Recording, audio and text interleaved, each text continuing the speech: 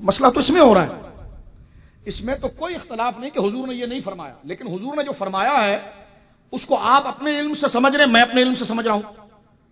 تو آپ مجھ سے اگر کہیں کہ بھائی شاہ صاحب حضور نے سمجھایا، تو میں نے کہا میں کب انکار کر رہا ہوں کہ حضور کی بات نہیں.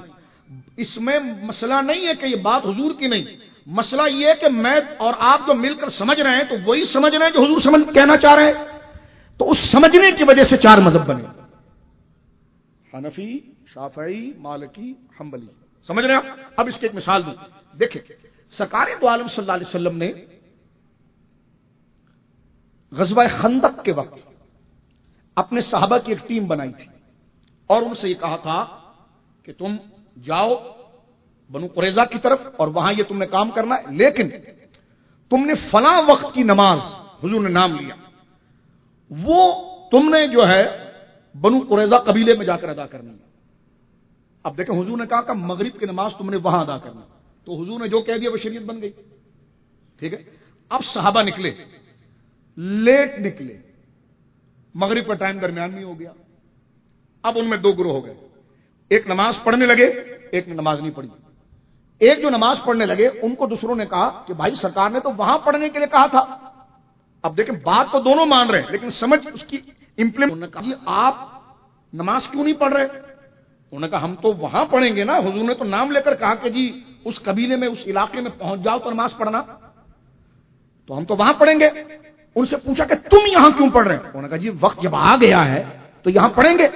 اب دونوں میں بظاہر سمجھنے میں اختلاف ہو رہا، اور یہ اختلاف لڑائی جھگڑے والا نہیں، بات کو سمجھنے کے لیے ہوتا ہے. ایک ڈاکٹر کہتا ہے یہ دوائی صحت پر عمل کرے گی کہ نہیں کرے گی، وہ ڈاکٹروں کا جھگڑا نہیں ہوتا، وہ اپنے تجربے سے اس کو سمجھ رہا ہے، وہ اپنے تجربے سے اس کو سمجھ رہا ہے. اب آپ دیکھیے ایک نے نماز وہاں نہیں پڑھی، صحابہ کی آدھی جماعت نے نماز وہاں نہیں پڑھی، مغرب کا وقت. انہوں نے کہا جی حضور نے جب نام لے کر کہا اس علاقے کا تو ہم وہیں پڑھیں گے. ٹھیک ہے. اور دوسری جماعت نے کہا کہ نہیں مغرب کا وقت آ گیا ہے اور نماز تو ہے وہ اللہ نے وقت کے ساتھ خاص کی ہے. اب جو ادھر ہی نماز پڑھ رہے تھے انہوں نے دلیل کیا دی کہ دیکھیں حضور نے یہی ارادہ کیا ہوگا کہ اتنے دیر میں تم بستی میں پہنچ جاؤ گے تو مغرب وہیں پڑھ لینا.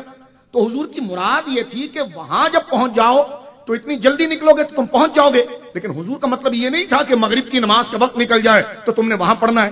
اب دیکھو انہوں نے اس طریقے سے اس بات کو سمجھنے کی کوشش کی اور انہوں نے کہا کہ نہیں بھائی بات یہ نہیں، حضور نے نام لیا تو ہم وہیں پڑھیں گے. اب آپ دیکھیں دونوں صحابی ہیں، حدیث ایک ہے، سمجھنے کے 2 تھاٹ آف اسکول بن گئے. جن 50 نے ان کو مانا وہ بھی صحیح اور جن 50 نے ان کو مانا وہ بھی صحیح. اس لیے آپ کہیں حنفی بھی صحیح، شافعی بھی صحیح، حنبلی بھی صحیح، مالکی بھی صحیح. کہنے کے جی صحیح تو ایک ہوتا ہے. میں نے کہا آپ بات سمجھ نہیں پا رہے، ہم کیا کر رہے ہیں آپ کے سامنے. میں نے کہا کہ دونوں دیکھیں رسول اللہ کی مراد کو سمجھنا چاہ رہے ہیں، سمجھ رہے اپنی سہولت کے لیے، اپنی تنگی کی وجہ سے نہیں، حضور کی بات کو سمجھ رہے ہیں دین کے لیے، کوشش کر رہے ہیں. اب دونوں میں سے ایک صحیح ہے، جو صحیح ہوگا اس کو 2 اجر ملے گا.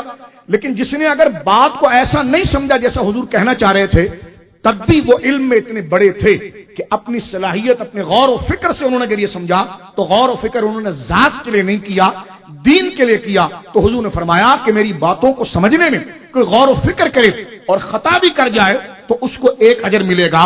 اب لوگ کہتے ہیں کہ جناب یہ چاروں صحیح کیسے ہو سکتے ہیں؟ تو ہم نے کہا چاروں اس لیے صحیح ہے کہ سرکار نے جو مجتہد نے صحیح فیصلہ کیا اس کے لیے بھی اجر فرمایا ہے اور جس سے بظاہر خطا ہو گئی اس کے لیے بھی اجر فرمایا ہے. اس لیے یہ بھی صحیح ہے وہ بھی صحیح ہے. ہاں جس نے اچھا فیصلہ کیا وہ 2 اجر لے جائے گا اور جس سے خطا بظاہر ہوئی پھر بھی اس سے گناہ نہیں ہوا، اجر پھر بھی وہ لے جائے گا. اب سمجھ رہے ہیں آپ؟ یہ 4. اب میں آگے بات لے کر چل رہا ہوں کیونکہ یہ ہماری بنیاد ہے. چھوٹے چھوٹے بچوں کو اس پر پکڑ کے حنفی کیوں، محمدی کیوں نہیں، میں نے کہا آپ سمجھ ہی نہیں پا رہے بات. حنفی اور کہتے ہیں آپ تو حضور کی امت ہے تو حنفی کیوں کہتے ہیں؟ میں نے کہا آپ اللہ کی زمین پر رہتے تو پاکستانی کیوں کہتے ہیں؟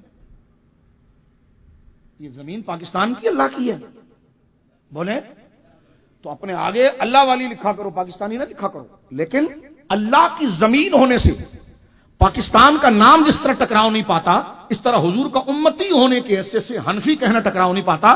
وہ اور نقطۂ نظر سے ہے، یہ اور نقطۂ نظر سے.